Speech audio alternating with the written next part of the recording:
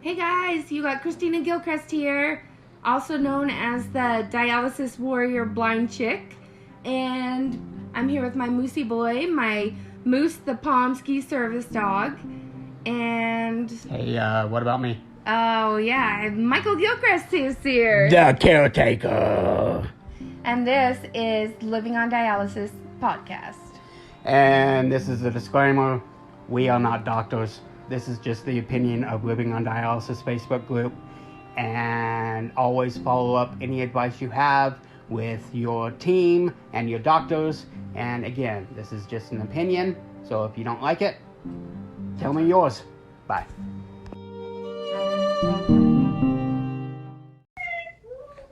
Hey guys, Christina Gilchrist here. And Michael Gilchrist. And we have an amazing couple tonight. We've been told that Richard may not talk very much, but we have Alyssa and Richard Hicks. Hey Alyssa, how are you? Good, how are you? Good, excellent. How is Richard? He's doing great. Excellent. Hi, babe. Okay, say hi. Yeah, he's right here. He's trying to keep my 3-year-old daughter busy so she's not too loud. Sounds good. All right, we love kids, so if she is loud, that's fine. Okay, Alyssa, so we're just kind of wondering if you could give us your story. Sure. So I'm 31 years old. I was born with a genetic disease called Leber congenital amaurosis, so I am totally blind, and I've been that way since birth. And Okay. so life's pretty, easy being blind now just because I'm so used to it. And so I really didn't have any other issues. Other than that, I met my husband in college. We've been married for 7.5 years. Wow. And we have a beautiful daughter who's 3.5. And yeah, so we love our life. But do you want me to kind of go into how I was diagnosed? Yeah, now? sure. Okay. So basically, my diagnosis story is a little weird, but I was diagnosed in October of last year, and I was literally just out and about having a family day with my mom who was visiting and my husband and baby, and my phone rang, and it was my general doctor who I had just seen to kind of establish care and get some blood work done. And she called me, and I ignored her for like the first 3 calls, and then the 4th call, I was like, oh, I better answer, and she said, you need to get to the ER, and I was like, why? And she's like, because your kidneys from your blood work are functioning at 17%. Oh my. And I was like, what? And she goes, they're supposed to be like 90 plus, so you need to get there now. And she's like, I hope this was a mistake. So we dropped everything, and I felt fine. I had just had COVID, actually, like 3 or 4 weeks before. So I was kind of, I felt a little bit, fatigued from COVID, but other than that, I was fine. So we all got in the car, we went to the ER, and needless to say, they didn't let me leave the hospital for over 24 hours, because my kidneys were down to 15% at that point. Oh my goodness. So they kept me overnight, and they couldn't figure out why, and we had doctors coming in and out, and I kept saying, can I leave now? Can I leave now? And they were like, well, you're very sick. And I'm like, no, I'm not. Like, I can run a marathon right now. I'm fine. Like, let me go. And they just, and so finally I saw the nephrologist, and she was like, well, maybe this is from COVID. And I said, okay. So she said, I want to keep you here. But before that, she wanted me to go back and look at previous labs, and was able to find a lab from 6 months before when I was seeing a fertility doctor to try to get pregnant again, which was before I had COVID. And my kidney function was actually at 17% at that point. Oh my gosh, nobody told you? Nobody told me. Oh, that is insane. Yeah, so needless to say, she let me go, because she's like, well, you've been stable for 6 months, so you can go home. But she put me on medication, all the calcitriol and all that kind of stuff. And she basically said, you need to get on the transplant list now. And I had a biopsy, and my biopsy showed severe damage that was irreparable. Oh my. And so, like, scarring and everything in my kidneys. So we don't know why. There's nothing in our family. Like, it's just very weird. So that's kind of how I was diagnosed. And then I basically was stable for the next, until March. So, like, the next almost 6 months. So you went 6 months at, 15%. Yeah, 15%. It actually went up to 16, and it never moved until March. And then my doctor called me one time after blood work and said, you're down to 13. We need to start talking dialysis. Oh my goodness. So I got the PD catheter placed like a week or 2 later, just to be prepared. But I got it buried under the skin. And then at that surgery, we found out that it went down to 11. And then 2 weeks later, it was down to 10. So needless to say, my doctor's like, you have no choice. We're doing dialysis. It's so she time. sterilized it. Yep. And I started PD training with my husband the first week of May, and I had my first home dialysis night on the cycler on May 10th. So what machine are you using right now? It's from Baxter, but to be honest, I don't know the name of it. Okay. No, that's totally fine. Is it the machine that talks to you? No, and you know what? I learned about that on your last podcast, and I got a little bit mad that I didn't know about that. Yeah, you totally have to get that. It's phenomenal. That's kind of how we were too, because we started with the Liberty, and then we found out there was a machine that talked to us. So kind of the same thing. I can't believe it. Yeah, especially when you got a Blindchick that that could really help. Yeah, and you're so new to it, so that. I have no idea why they would give you an older machine. Yeah, it's an old machine. It's big, and it would be helpful for it to talk because the alarms go off at 3 a.m. and my poor husband is sleeping. He's a heavy sleeper. I want to be able to know what's going on. I have to guess now, so it would have been nice. Well, sadly, I don't want to burst that bubble, but it doesn't tell you when there's an alarm. But That's good to know. Actually, there is that button you can push, and it will read whatever's on the screen. I believe so.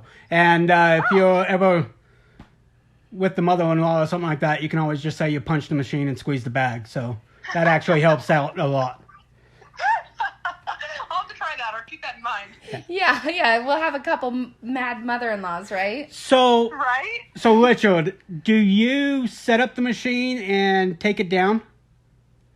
Yeah, but we just keep it next to the bed, and I can do the whole secure connection and everything pretty quick. Okay. I used to have the little cheat sheet on exactly what to do, and now it's just routine. Takes 5 minutes. Yeah, right. That's pretty much how we were too. Okay. Yeah, all right. Cool. Yeah, Have you guys done any traveling with it yet, or anything like that?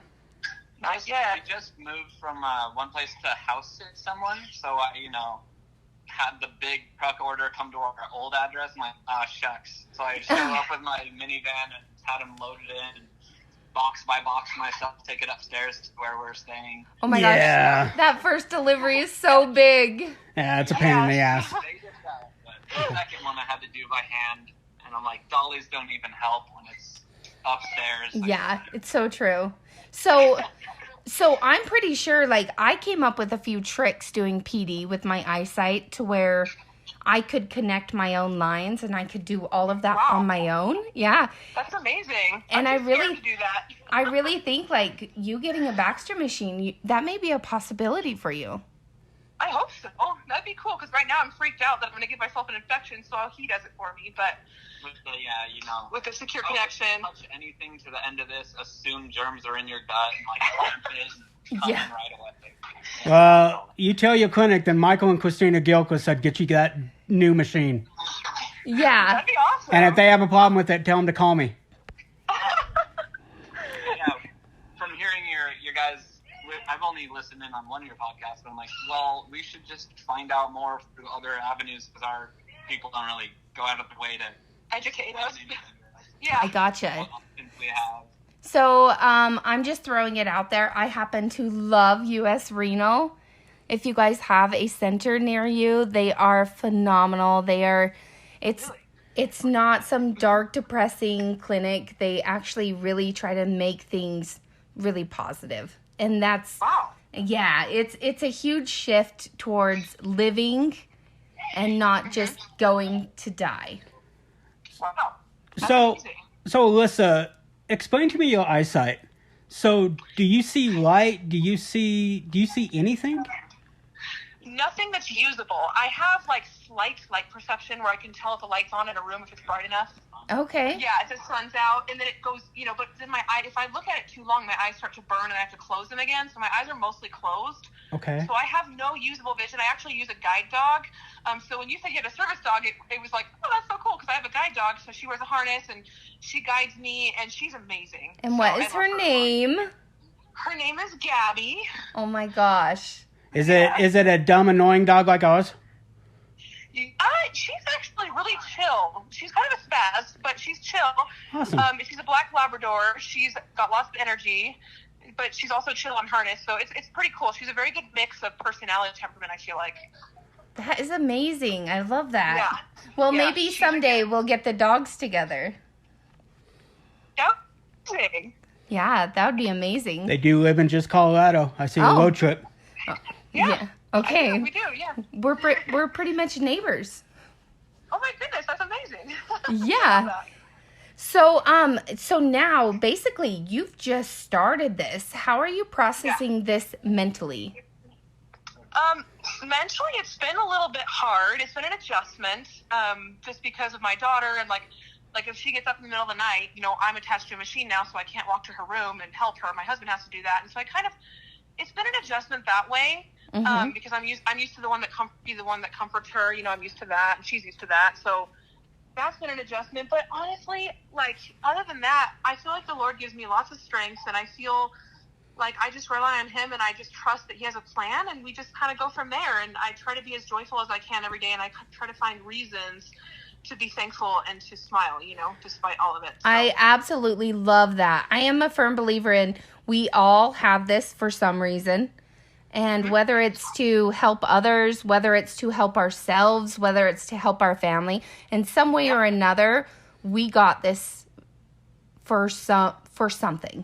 And so you might as well make it good. So if I could ask you, how far away is your daughter's bedroom from your room? Is my what? I'm sorry. How far away is your daughter's bedroom from your room? Oh, my daughter's bedroom. So we were house sitting for a friend, and so it was kind of farther. But in our house, it's right next door, but there's a bathroom in between. So I tried making it to her room. I can only make it to the bathroom, which is great, but I can't really go that much past the bathroom. So unfortunately, I've got 20 feet, but apparently it's not enough. Okay. Something just to think about. Something we did was we put the machine in between both rooms, and then that way you could actually go to the master bedroom. You could go to the bathroom, and you could go to that room. Just something to think about. Yeah, you don't have 20 feet at that point. You have 40. Wow. Yeah, and ironically, it never quite reached the kitchen sink so she could do dishes, but it could get really close. So. Who's doing dishes at night? Am I right? Well, anytime. I know. We'll leave that to Mike. So. Well, that's what husbands are for, right? Yeah, Exactly. That's what I heard. Exactly. Richard does the dishes, right? He does. I mean, we try to share it, but, he definitely does when I'm slacking, All right. There you go. That's awesome.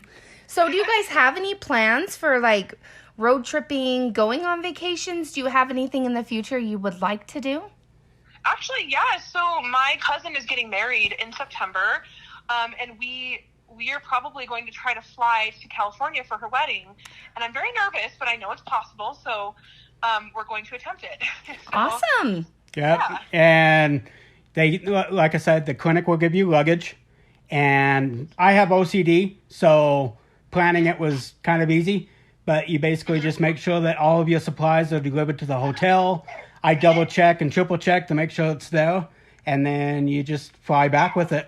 And we actually ran out of cassettes when we were down there, and we found a local clinic that helped us out. And if anything like that happens, reach out to us and we can help you too. Thank you so much. That's so good to know. Yeah, I would definitely let your clinic know as soon as possible, because some of them actually don't have the luggage at their clinic, and they have to actually get it in. So the sooner you let them know, the better. Okay. And again, if you have any issues with that, you let us know. We can make it happen. Yeah. So. Thank you guys so much. And then, so you told us you have a kid. Go ahead and tell us about your daughter. She is wonderful, of course. I mean, I'm biased, but she's beautiful. She talks a lot. She's very smart for her age. She memorizes books. So I read Braille. So I read Braille books to her all the time. And so she reads with her hands. That's really cute. She pretends to read with her hands. And she'll actually memorize the books because I read them to her enough. And so I'll find her quoting the entire book, word for word. Oh my gosh. It's pretty amazing. So I said last week about how my daughter, I would have her tell me the letters, and then I'd make out the word. And she got a 32 on her ACT in reading. That's amazing. I know, and sometimes I think we don't know what good we're doing for our kiddos. Yeah. So that's phenomenal. Well, okay, Alyssa, we are pretty much close to our time, but you and Richard are just so incredible. I hope to meet you someday, and you guys are just phenomenal for coming on. Okay, so I have a question for both of you. How are you guys living on dialysis? Babe, do you want to start? How we are. How you're living on dialysis, or as a caretaker, anyway. As a caretaker, to me, it's like the least I can do is this machine for her because I can't quite help her with her actual physical struggle except for this. So if I could do anything more, if I could be the one giving her the transplant, of course, but I feel like it's our way to fight back, I guess. Richard, you just got some massive brownie points. That was like the best answer I've ever heard. So actually, to cut you off a little bit, you talked transplant. Is there any works on transplants for you, Alyssa? Yes, actually. I've had 2 donors that have tried, and they unfortunately did not finish the process, but my mom is actually now in process. Oh, wow. Awesome. Yeah, and she does have healthy functioning kidneys. I was told not to let anybody over 50 donate, but she's actually really healthy for her age, and so we're going to try it and see what happens. Awesome. Right. That is amazing. Okay, you keep us updated. We want to definitely do a follow-up show with you guys later on. Yeah, and Alyssa, how are you living on dialysis?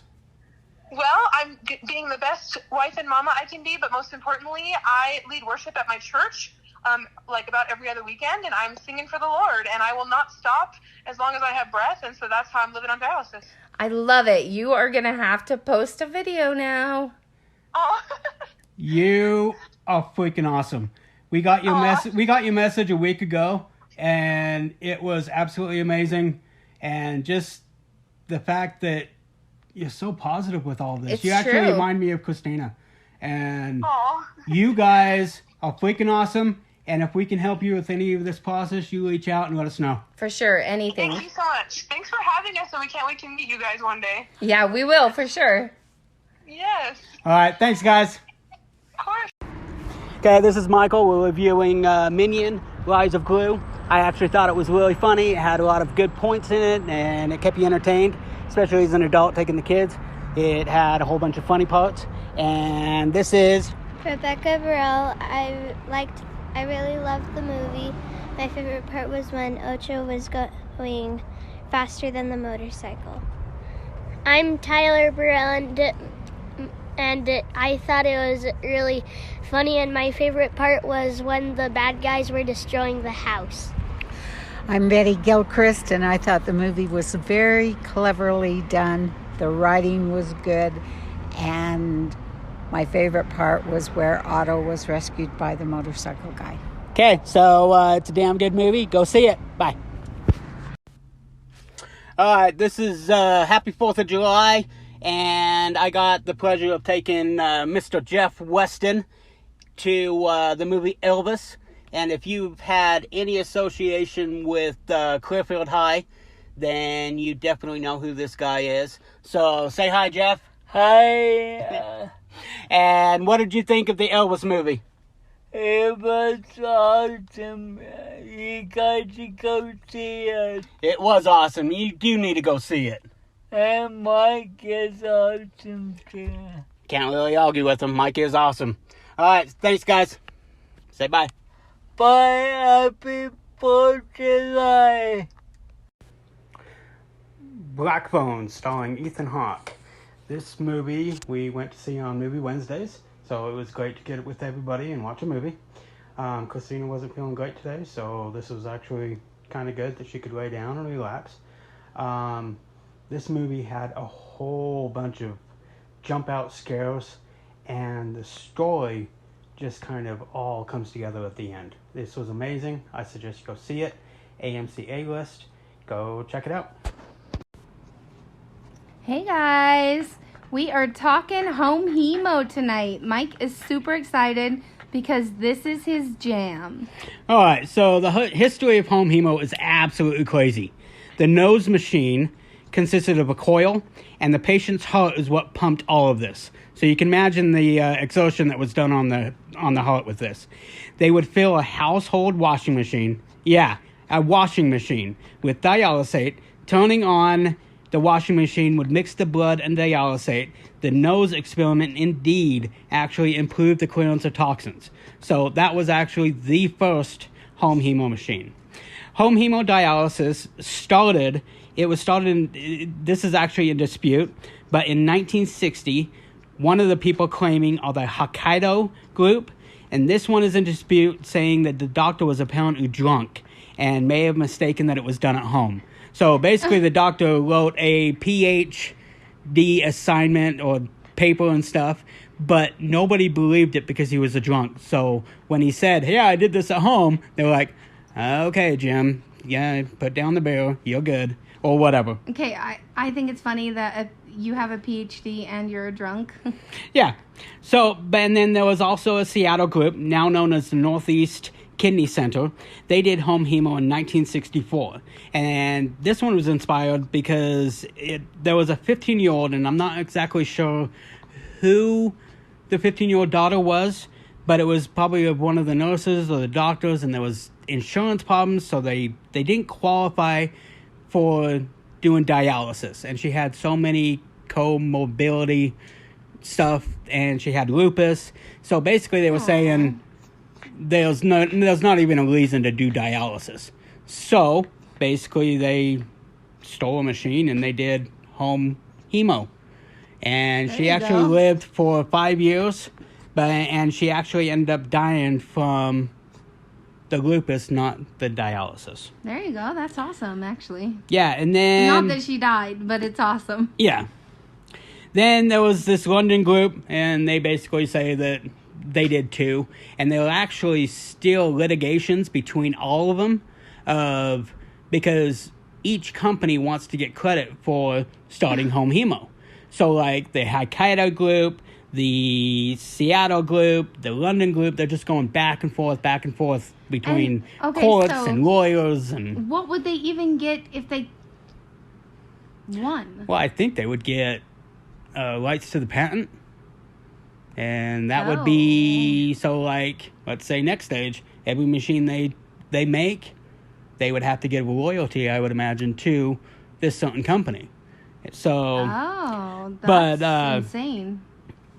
And in the USA, there was a large number of decline in home dialysis in the 1970s. There used to be 40%. 40% of the people that did dialysis were doing it at home. And these 40% were doing it with the washing machine? No, they were just doing it with the regular home dialysis machine that they started making. Wow. So this is years after the first initial claim of who made it. But yeah, in the 70s, 40% of all people doing dialysis were doing it at home, opposed to the 0.4% that are doing it now. And this all changed in the 1980s because of how Congress or whoever came in and decided how dialysis care was going to be funded.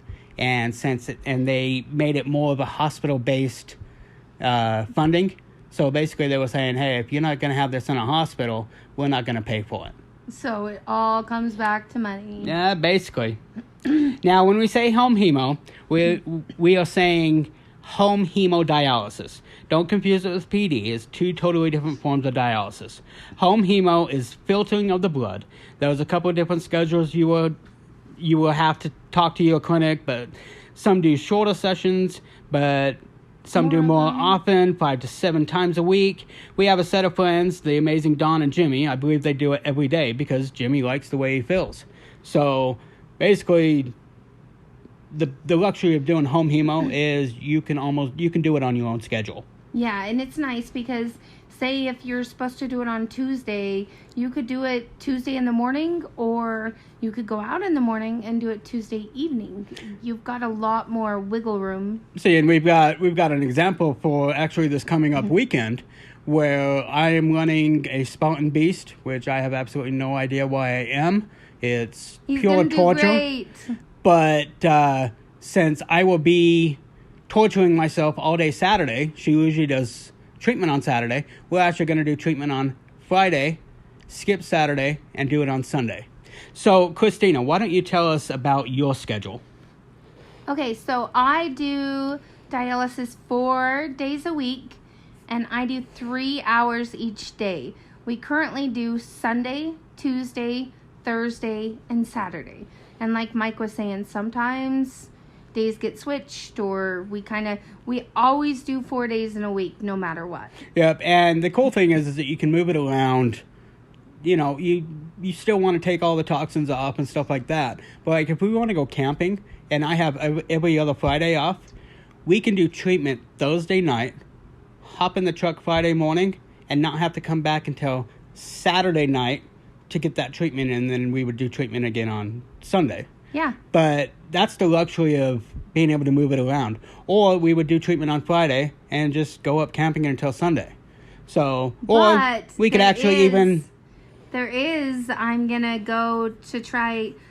going to try to do, what's it called? Nocturnal. Actually, yeah. And there's also, I was actually going into that. There's also Nocturnal, which we will be doing, we would be doing right now, but because of supply issues and stuff like that, we haven't started. But basically, it is a slow pull throughout the night. And like we said, the more often you dialyze, the better you will pretty much always feel. And I think on this one, we were told that we would still do 4 days a week, and we would do 6 to 8 hours each night. Yeah. So if you figure the math on that, if you did 8 hours each night, that's 32 hours. Compare that to in-center, where you might be doing 13 and a half. Right. And the other good thing, too, and a lot of people freak out about going to sleep with your blood going through a machine. And so did we, until we heard the alarms on a machine that we have now. And by my understanding, they actually have even more alarms that if, God forbid, there is a leak or a needle pops out, that you will know within seconds. Yeah, they definitely add a few gadgets to the machine. So while you're sleeping, if something does go wrong, it'll wake you up. It'll wake everybody in the house up, I think. Okay, so now we're going to talk machines. Well, we have Nxstage, and so we're going to talk about that one. Go ahead and tell about how we do that one. How we set it up? Yeah, go ahead and just do kind of a quick walkthrough of just the Nxstage machine. So the Nxstage machine, you have two different machines. You have your actual cycler, and then you have your pure flow. So your pure flow is how you set up your dialysate. We actually are making our own dialysate, and for us, we do it 4 times a week. We do a new bag every treatment, right? Yes, we actually have one making right now because we're going to do treatment in the morning. Yeah. So we make dialysate after every single treatment, and the cycler itself, you have yourself like a cartridge, kind of like with PD. There's definitely more steps involved, and definitely there's a learning curve, but give yourself time, you'll get there.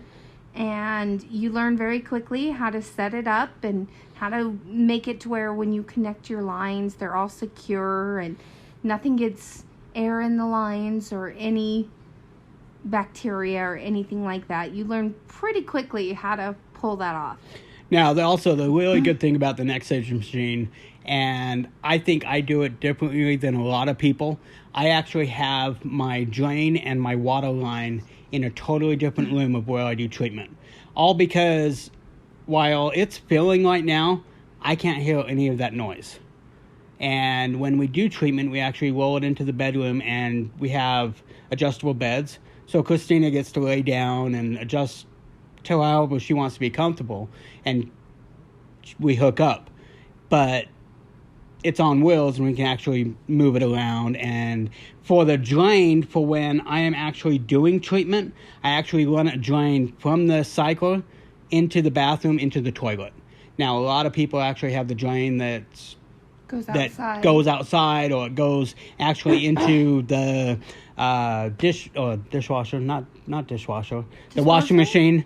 Oh. And it's always hooked up. But I like the luxury of being able to move it around, and it's, like I said, it can be in a totally different room, and it's pretty much hiding. So, which really works for us. Right. And the other good thing about the Nxstage is how portable it is.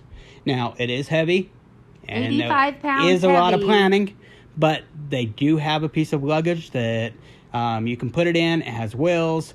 It is a pain in the ass, but you can still go and actually travel with it. But me and Amber, one of my besties, we went to Vegas together, and we each brought our daughters and no men, and we were able to take it into the hotel room, get it up on a table. Like, it was definitely doable. Yep.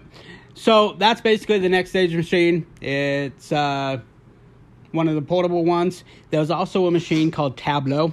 It is actually made by the Offset Medical. And by my understanding, this one is not portable. But once treatment is done, it actually folds up into a nice little cabinet. And the Tableau actually needs access to water, just like the Nxstage, but the Tableau has to be hooked up to it at all times because it's making dialysate on demand. So now I did all of the looking that I could on Tableau, and they have lots of information, but I haven't seen any information about having to put it in an RV or taking it traveling. The only thing that they kind of specify is that it folds up into this cute little cabinet, and you don't even know you have the machine. It kind of sounds like it's almost like in center. There is a part that we found where it says you have a USB cord that you can take with you to a center and put it in the machine, and you're ready to go. Right, and the Tableau, so like it has a touch screen, and it walks you through each step, and by my understanding, there's only like 2 or 3 connections on the Tableau, which if the less connections, the less fear you have of contamination. Yeah. So that's good. But even when they were saying, like she was saying with the traveling, it says you can pull out the USB and then you can take that to your center that would have a Tableau machine. So then you're still limited to a Tableau machine, which I don't know. I don't know enough about it, but that seems like kind of a pain in the ass. And I don't know how many centers carry it, so it could be a problem finding a center that has it. Yeah, me though. There's also a machine called Quanta dialysis machine. Can't find much information about it right now. So as of right now, I think Nxstage is the way to go. You can make your fluid, you can move your machine, you can actually hang bags. Yeah. It's awkward, and I think they made them bigger in the downtime for storage and stuff like that. But we've proved that we can travel with the Nxstage. So there's a couple of different things that we do with this. There's a lot of cheat sheets that I have hanging, and because there is a lot of steps. And the good thing is that I'm extremely OCD. So with every single step, it is, have you done this? Have you done this? Have you done this? And you go to the next step, next step, next step. And I've actually made the famous pre- and post-treatment burritos. He's so proud of them. Hell yeah, everybody loves burritos.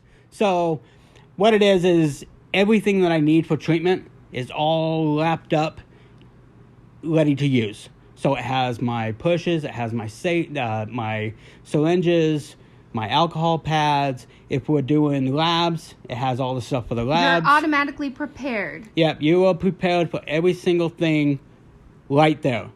And especially after a long day of work or a long day of just being out camping, you're going to miss some steps. So this makes it so you don't. Do you have any other advice about Nxstage?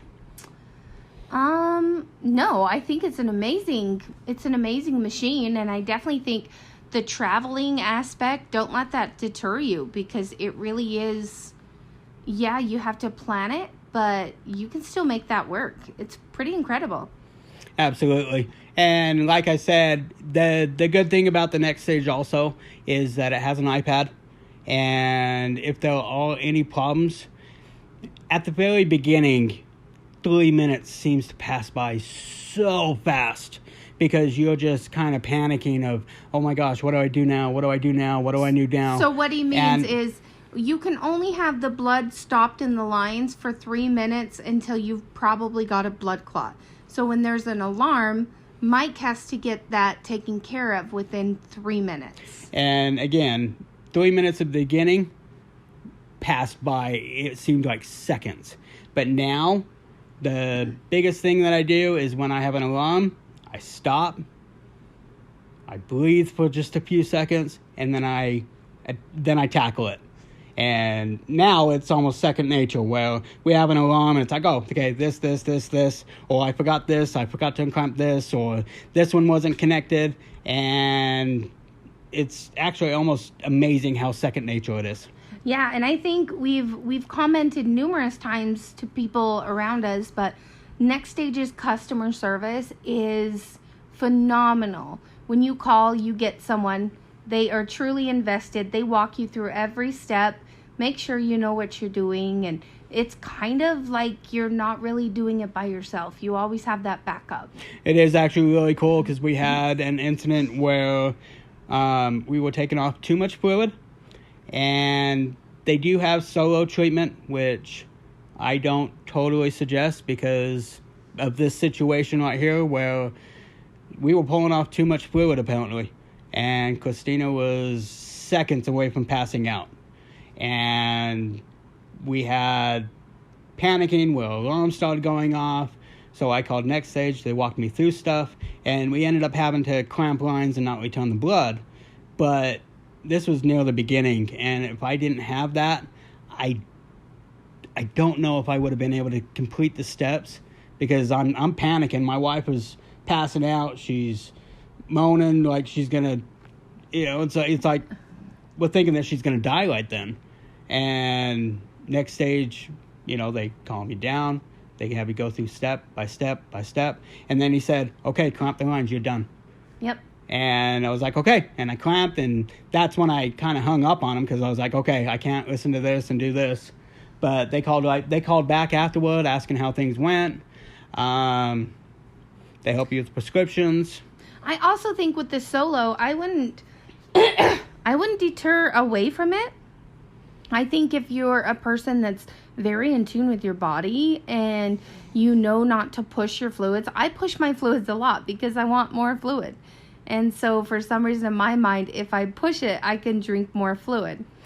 And on that, at the beginning, I was way against solo. Now, I'm actually totally for it, because there's absolutely no alarm that goes off that Christina can't handle.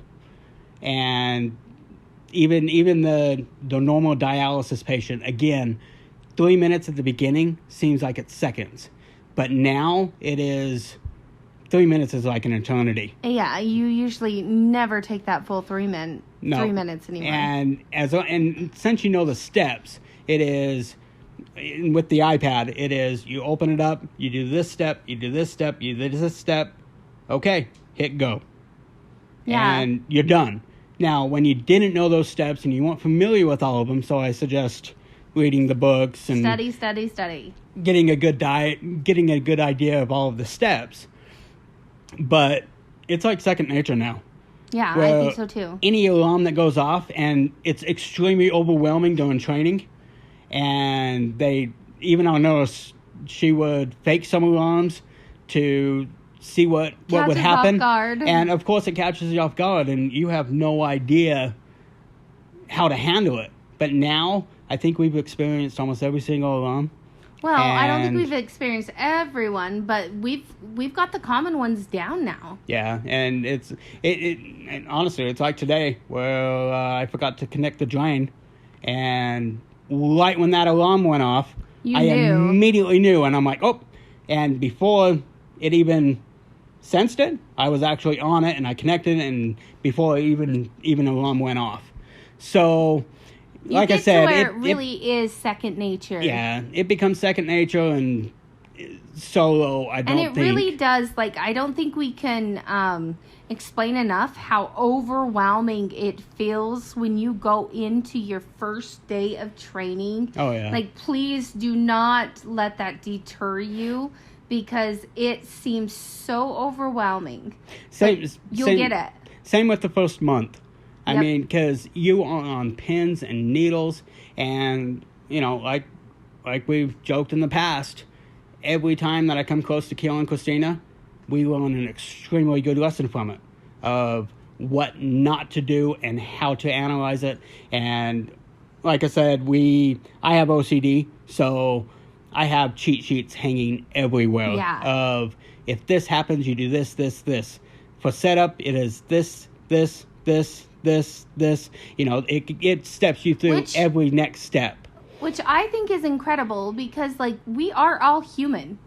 And to have those steps and those tricks, like, go ahead and take the time and make those. Because it's important enough that, yeah, if you need them, they're right there. Yeah, and if you look on the Living on Dialysis Facebook group, I have videos of exactly how I've made these, exactly how I have them hung up.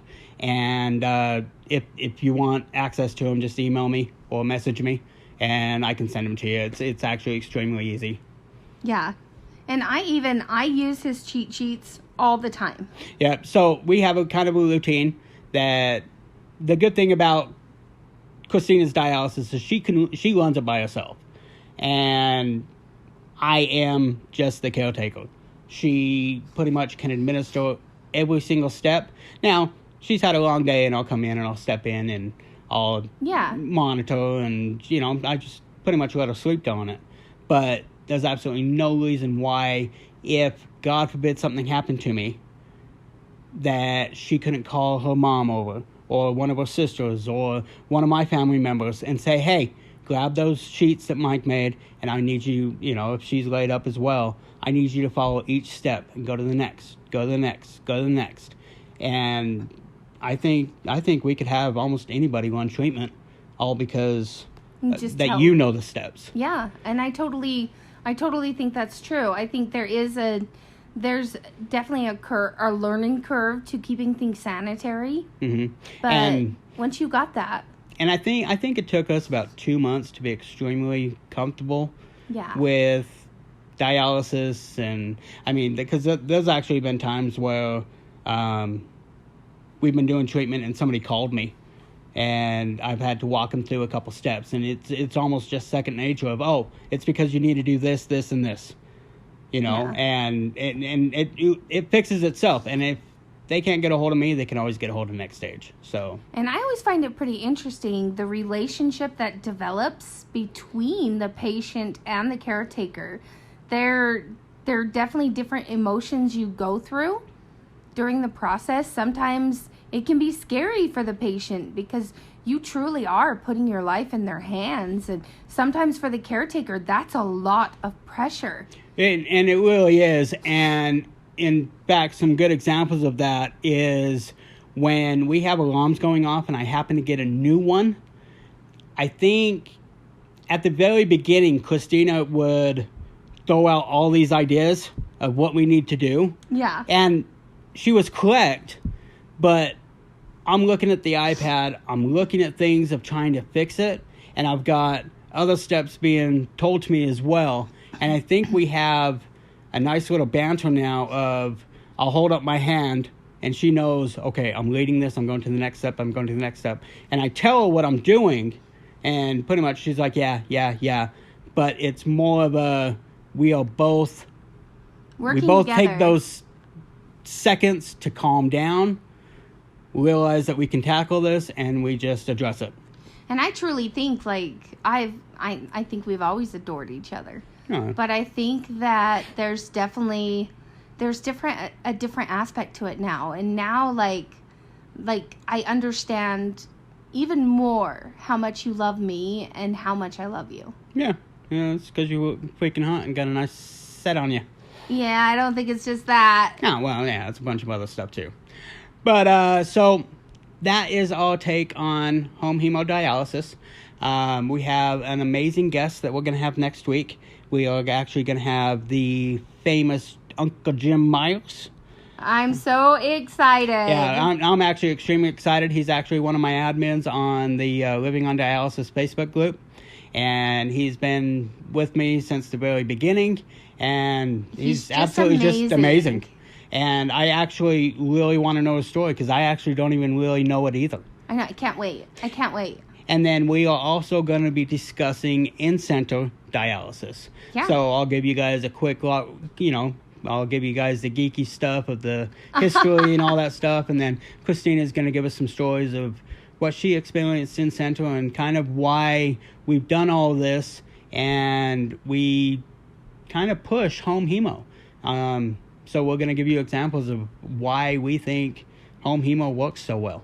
Yeah, and if it's an option, why it's so important to explore that option. And there had to have been something great about it because, like we said, in the 70s, there were over 40% of the people that were doing at-home dialysis. And then it just went away because of funding. All because insurances said, well, your house is in a hospital. And it just became unknown. And it is so amazing crazy how many people don't know about home hemo. I can almost guarantee you that some of the people that were sitting next to Christina in Central, when they just stopped coming in Central, what do they automatically think? You passed away. Yeah. And it's a fact of dialysis that people are going to pass away. And I can guarantee you that at least half of the people think that, well, that young lady just stopped coming. She must have passed away. When, no, she's at home. She's living. She's doing so many more things. She's thriving. And they're sitting in Central, which in Central has its place. It really does. It always does. But I really think if people would just give home hemo a month, they would never go back. Yep. So, this is Michael Gilchrist. And Christina Gilchrist. And this is the Living on Dialysis podcast. So make sure you hit that follow button, like button, share button, every single button that you can possibly do. And if you have anyone that has any questions about dialysis, send them to the podcast or send them to the Facebook group. And thanks, guys. Bye. Bye. Hey guys, welcome to Christina's Crazy Corner. Today we have with us Amber And Tyler. And Tyler, what are we going to be talking about? Okay, so today we are going to be talking about the boy in the box. The boy in the box. Do you know anything about this, Amber? I don't think so. We'll see. I don't either. Okay, let's do this. All right. This is actually an unidentified murder victim, nicknamed the boy in the box, or also known as America's Unknown Child, or Philadelphia Box Boy. Oh. Okay, I still know nothing. So they actually don't know this child's actual age. It's ranged from 3 to 7 years old. It really depends on what you look at. The reason they actually couldn't identify the boy was because he was severely malnourished when they found him. Oh my gosh. He was actually found in a Philadelphia field in 1957. He was covered in a blanket and he was in a box, a big cardboard box. And he couldn't be determined on how old he was because of the malnourishment and how many physical bruises he had. So, was he this is awful to say, but was he like a fresh corpse, or was he found after a while of time and decomposition kind of kicked in? He actually was found probably a couple weeks after he was dead. There was one person that reported to have seen the box but didn't report anything. And then another guy was driving by and decided to check out the box but didn't tell the police until the day after he found the body. Oh, my. Yeah, That's weird. He waited 24 hours to actually tell the police that he found the boy's body. Okay, that's weird.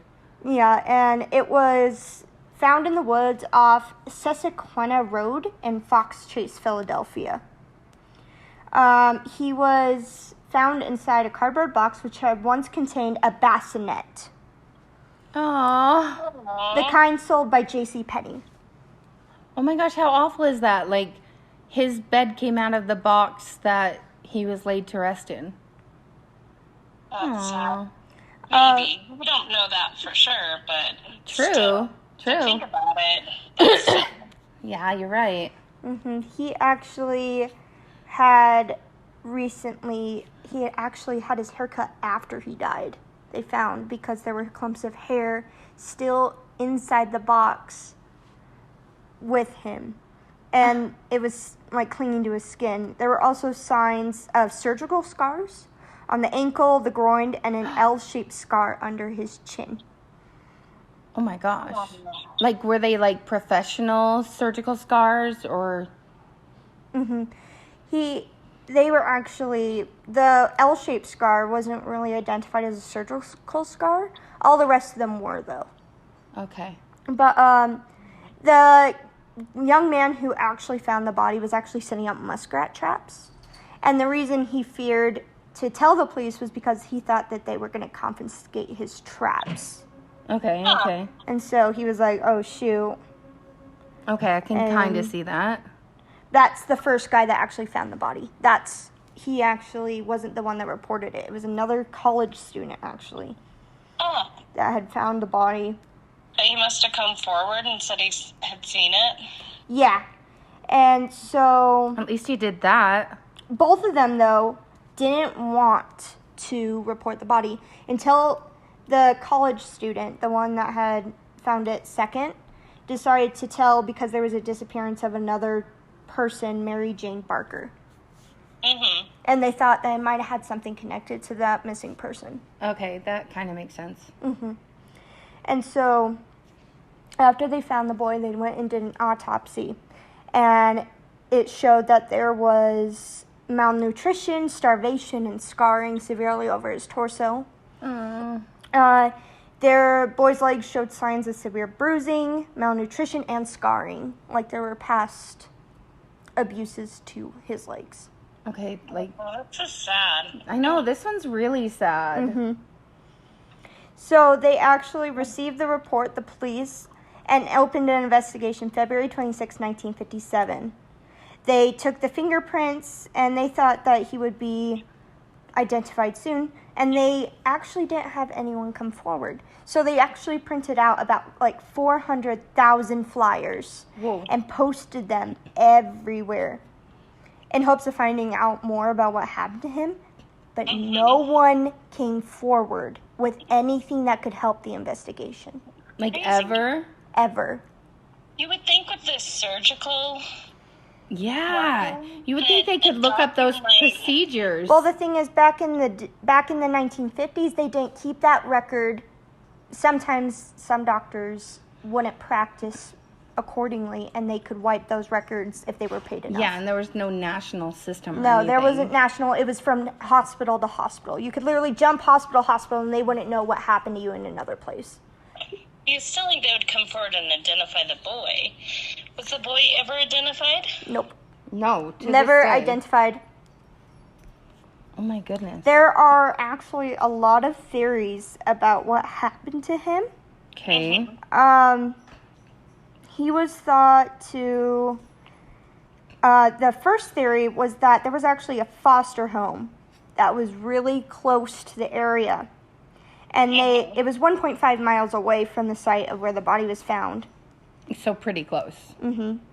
And so they basically went to go and investigate there. In 1960, Remington Bristow, an employee of the medical examiner's office, pursued the case until his death in 1993.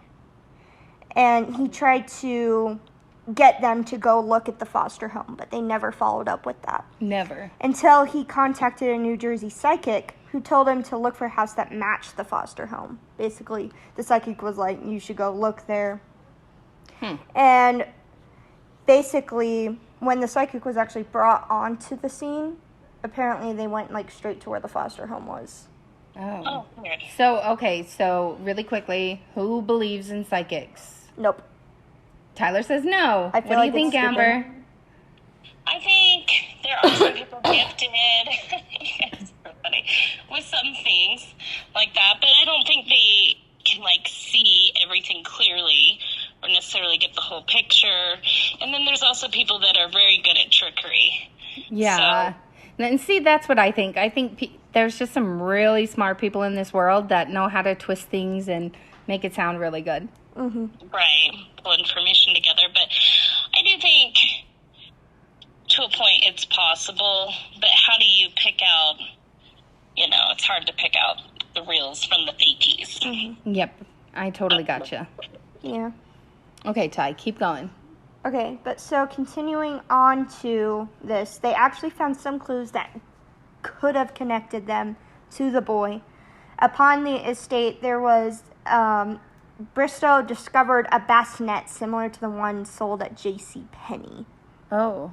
He also discovered blankets hanging on the clotheslines that were similar to the one which the boy's body had been wrapped in inside the box. Okay. And he had a theory that the boy belonged to the stepdaughter of the man who ran the foster home. And that they disposed of his body so the stepdaughter would not be exposed as an unwed mother.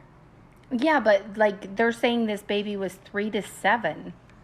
Wouldn't you... So they had to have tried to hide him for some point in time. That's crazy. Yeah, they actually, though, theorized that it was an accident. That the boy's death was an accident and they didn't want to come forward because then they would know that she actually had the child. Oh, okay. Maybe they were hiding the child. Mm-hmm. But because of that, they didn't find any concrete evidence. This is only a theory. So they actually didn't prosecute anyone in the foster home. Yeah. But this one actually kind of creeps me out, really badly. And this is another theory. And the woman known as Martha or M. Okay. And so another theory was brought forward in 2002. Okay. February 2002 by a woman identified only as Martha. She didn't give any other sort of identification. Police considered her story to be plausible, but were troubled by her testimony as she had a history of mental illness. Oh, okay. But so M claimed that her abusive mother had purchased the unknown boy. Oh my gosh. From his birth parents in the summer of 1954. The boy was subjected to, she said the boy was subjected to extreme physical and sexual abuse for 2.5 years at the house. One evening at dinner, the boy vomited up his meal of baked beans and was given a severe beating. For throwing up. Mm-hmm. With his head slammed against the floor until he was semi-unconscious. Oh my gosh. He was given a bath during which he died. Because the boy actually was found to have died of blunt force trauma. That's what they... Oh, man. But they couldn't exactly identify the cause of death. That's only what they think. Because of how bruised up his body was. Oh my gosh. But so... That's awful. This poor baby. The details of this case actually matched what they thought that the medical examiners had brought up to what happened to the body when they found it. The crazy thing about that is, why would anybody make that up? And the thing is, the coroner had said that he actually, in the boy's stomach, contained the remains of baked beans, and that his fingers were water wrinkled, as if he was in a bathtub. Oh my gosh, that's terrifying. And she said that the mother cut the boy's distinctive long hair, accounting for the unprofessional haircut, which police noted in their case, in the effort to conceal his identity. Oh my god. Then the mother forced the M, or Martha, to assist her in dumping the boy's body in the Fox Chase area.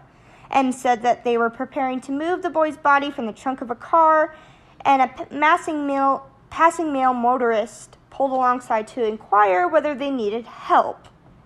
And M was ordered to stand in front of the car's license plate to shield it from the view, while the mother convinced the would-be Good Samaritan that there was no problem. And then the man eventually drove off. And the story corroborated confidential testimony given by the male witness. No way. In 1957. So the male confirmed that he actually did stop to help those two. So, oh my gosh. The thing was probably true, but because of her mental illness... They didn't... And that time, how people were at that time with mental illness. Yeah, so true. Yeah, and the thing is... It was crazy, and they didn't want to take her account as fact. That's interesting. And they did say that the police weren't unable to verify her story other than that. There was nothing else that came forward. And the neighbors also stated that there was never a young boy that they saw living at the residence. So they dismissed M's claims as ridiculous in the quote. Well, and it was so long ago, they probably didn't even have any kind of DNA evidence at this point. They only took his fingerprints. Yeah, you wonder if they could do some kind of reverse DNA, like with everybody doing DNA these Yeah. days. They said that they did take dental records from the boy. Mm-hmm. They did take dental DNA from the boy, just in case. Mm-hmm. Like Yeah, you really think that, like, put that in a system, put it in CODIS, you know, like, find out who a relative is. Another theory was that there's a forensic artist named Frank Bender, and he developed a theory that the victim may have actually been raised as a girl instead of a boy. Because of the unprofessional haircut, they think that they shaved the head just to skew the appearance of the victim. Because That seems like a stretch. well, yeah, but also he is someone who has to theorize on these sort of things. That's his job. As a forensic artist, you play into any possibility that you think might be possible. And you come up with theories that could have happened. Okay. Wow. And so they actually also, that's the only theories that they have. So to this day, nothing. It's actually been exactly, give me a second. It has been 65 years, 4 months, and 7 days. They update this daily with how many days it has been since they've discovered. That is crazy. Oh my gosh. Well, hopefully someone comes forward and they figure this out. But I don't know. I'm thinking Martha may be a little credible. Yeah. Yeah, that's crazy. And his gravestone is also engraved with America's Unknown Child. That's his name on the gravestone. Aww. Well, with that, we are out of time, guys. And today was a crazy, sad one. Yes. So join us again next week. Bye, guys.